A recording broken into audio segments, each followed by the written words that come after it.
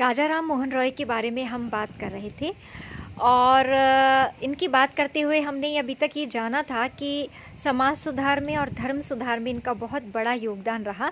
जहाँ तक राजनीति की बात है, राजा राम मोहन रॉय को हम जानते हैं या उन्हें हम जानते रहेंगे आगे समय तक। वो इसलिए कि उन्होंने उदारवाद का समर्थन किया। व्यक्ति के अंदर जो एक महत्वपूर्ण गुण होता है विवेक का, उस विवेक में उनकी गहरी आस्था थी और इसी कारण वो वैयक्तिक स्वतंत्रता के बहुत बड़े पक्षधर थे। हर व्यक्ति को अपनी बात कहने की आज़ादी होनी चाहिए। संदर्भ में वो जो पाश्चात्य चिंतन के उदारवादी विचारक थे, उन सभी उदारवादी विचारकों से बहुत अधिक प्रभावित थे। तो व्यक्ति की बुद्धि में, उसके विवेक में इनको गहन आस्था थी। अब जहाँ तक राष्ट्रीय स्वतंत्रता की बात है, यदि हम राजा राम मोहन रॉय का चिंतन पढ़ते हैं और उनके विचारों को देखते हैं तो उस समय उनके समय में बहुत से देशों में राष्ट्रों की स्वतंत्रता के लिए आंदोलन चल रहे थे, तो उन्होंने उनका समर्थन किया। लेकिन जहाँ तक भारत की बात है, भारत के संदर्भ में उन्होंने आगामी 40 वर्षों तक के लिए ये कहा कि अंग्रेज़ों को भारत में रहना चाहिए।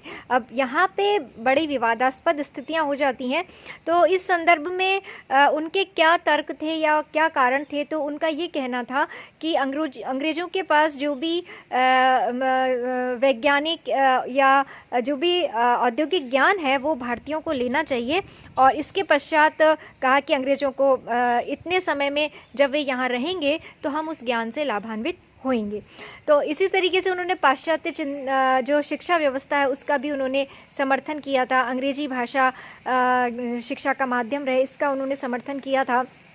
तो यहाँ पे जब हम उनके चिंतन के इस पक्ष को देखते हैं तो जो बहुत से आलोचक हैं वो राजा राम मोहन रॉय के चिंतन की आलोचना करते हैं और उनका ये कहना है कि ये जो है भारतीय स्वतंत्रता आंदोलन के जनक हम उनको नहीं मान सकते।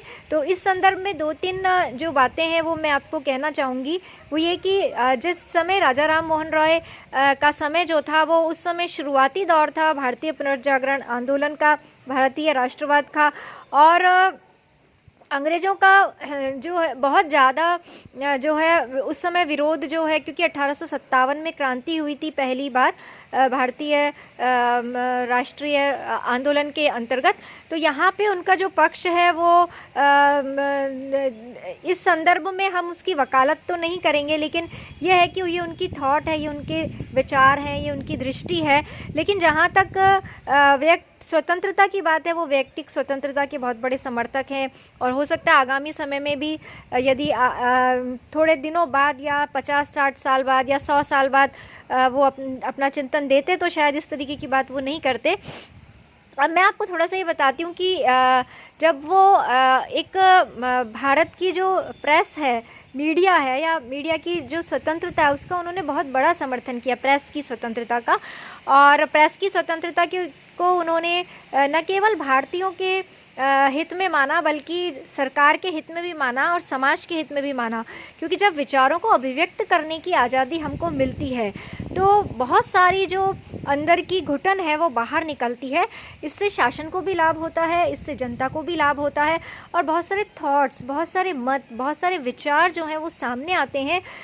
ये बात राजा राम मोहन रॉय ने कही थी और वो प्रेस की आज़ादी के, प्रेस की स्वतंत्रता के बहुत बड़े संदेशवाहक थे। ये एक उनका बहुत बड़ा योगदान रहा है भारतीय राजनीतिक चिंतन को।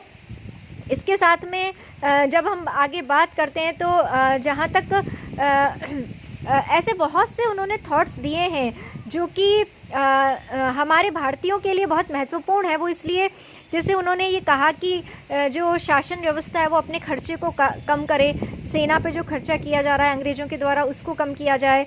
इसी तरीके से जो जूरी प्रथा है उसका उन्होंने समर्थन किया। जो न्याय व्यवस्था है उसमें भारतीयों को शामिल किया जाना चाहिए। तो बहुत सारे ऐसे बिंदु थे जहाँ पे उन्होंने अंग्रेजी शासन में भारतीयों को सम्मिलित किए जाने की वकालत की थी। और शायद ये शुरुआती दौर था तो बहुत ज़्यादा क्रांतिकारी सोच या विचार वो उनके यहाँ से, उनके चिंतन से नहीं निकला, लेकिन ये छोटे छोटे जो विचार हैं, जो मैंने अभी आपको बताए हैं उनसे ये स्पष्ट है कि वो यदि किसी भी तरीके का अत्याचार या किसी भी तरीके की नाइंसाफ़ी अंग्रेज यदि करते हैं तो उसका उन्होंने पुरजोर विरोध करने के लिए ये कुछ बातें बताई हैं। इकोनॉमिक थॉट उनका बहुत महत्वपूर्ण है।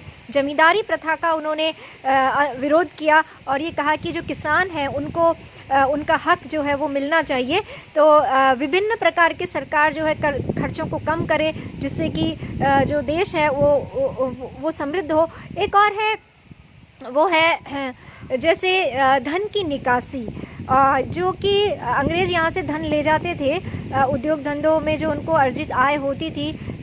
जैसा कि आप सभी जानते हैं कच्चा माल यहाँ से ले जाते थे अंग्रेज और वहाँ से तैयार माल ला कर के वो बेचते थे और उससे जो पैसा आता था वो अपने देश में ले जाते थे। तो राजा राम मोहन राय ने इसका विरोध किया और ये कहा कि जो धन है वो उसकी निकासी अपने देश से नहीं होनी चाहिए। इसके जो सबसे बड़े समर्थक थे वो दादा भाई नौरोजी थे और उन्होंने एक ड्रेन थ्योरी दी थी। लेकिन जो राजा राम मोहन रॉय ने है उन्होंने इस बात को कहा था कि अंग्रेज़ जो हैं वो भारत से यदि धन लेके जाते हैं तो उसका उन्होंने विरोध किया था। तो ये अलग अलग पक्ष हैं, अलग अलग पहलू हैं जिनको हमें रखना होगा और इसी आधार पर हमें राजा राम मोहन राय का मूल्यांकन करना होगा।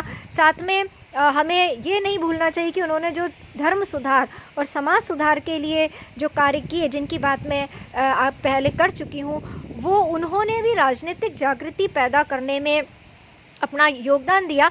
क्योंकि यदि हम धर्म के लिए या अन्य किसी आधारों पर अगर आपस में ही संघर्ष करते रहेंगे तो फिर जो एक महत्वपूर्ण मुद्दा है किन्हीं शोषणकारियों से लड़ने का, तो वो नहीं हो पाएगा। तो इसलिए सबसे पहले जो हमारी बेसिक चीज़ें हैं, जो हमारा धर्म है, जो हमारा समाज है, जो हमारी सोसाइटी है, जो हमारी संस्कृति है, उसके अंदर जो विकृतियाँ आ गई हैं उनको हमें दूर करना था और ये कार्य राजा राम मोहन रॉय ने बखूबी करना शुरू किया। और आगे चलकर इस कार्य को फिर स्वामी विवेकानंद, स्वामी दयानंद सरस्वती, तिलक, गोखले, इन सब के द्वारा आगे बढ़ाया गया और ये भारतीय राष्ट्रीय आंदोलन का पहला शंखनाद था जो कि राजा राम मोहन रॉय के द्वारा किया गया। हालांकि इसका उद्देश्य भारत की आज़ादी नहीं था, भारत की स्वतंत्रता नहीं था, लेकिन ये जो शंखनाद किया गया इसने कहीं ना कहीं भारत की आज़ादी या भारत की स्वतंत्रता के लिए रास्ते खोले, दरवाजे खोले। इतनी बात तो राजा राम मोहन रॉय ने कह ही दी थी कि जो अंग्रेज़ हैं भारत में यदि रहे हैं तो वो भारतीयों के हित के लिए और उनके विकास के लिए कार्य करें। तो ये बात भी कोई उस समय के लिए कम महत्वपूर्ण नहीं थी और ये जो चिंतन राजा राम मोहन रॉय के द्वारा दिया गया बहुत ही उस समय की परिस्थितियां जो थी, उस समय सामाजिक सुधार का शंखनाद करना या धार्मिक आंदोलन सुधारों की बात करना कोई बहुत ही साधारण कार्य नहीं था। क्योंकि अंधविश्वास जो थे और जो रूढ़ियाँ थी उनसे भी हमारा भारतीय समाज जकड़ा हुआ था। तो उन सबको उन्होंने दूर किया। महिलाओं की आज़ादी और जो विभिन्न सामाजिक जो असंतोष या सामाजिक बुराइयां थी उन सबको दूर किया और धर्म के क्षेत्र में उन्होंने एक तार्किक और एक वैज्ञानिक दृष्टिकोण देकर के भारत के उत्थान और प्रगति का रास्ता दिखाया और आने वाले जो चिंतक हैं, दार्शनिक हैं, उनके लिए राह तैयार की।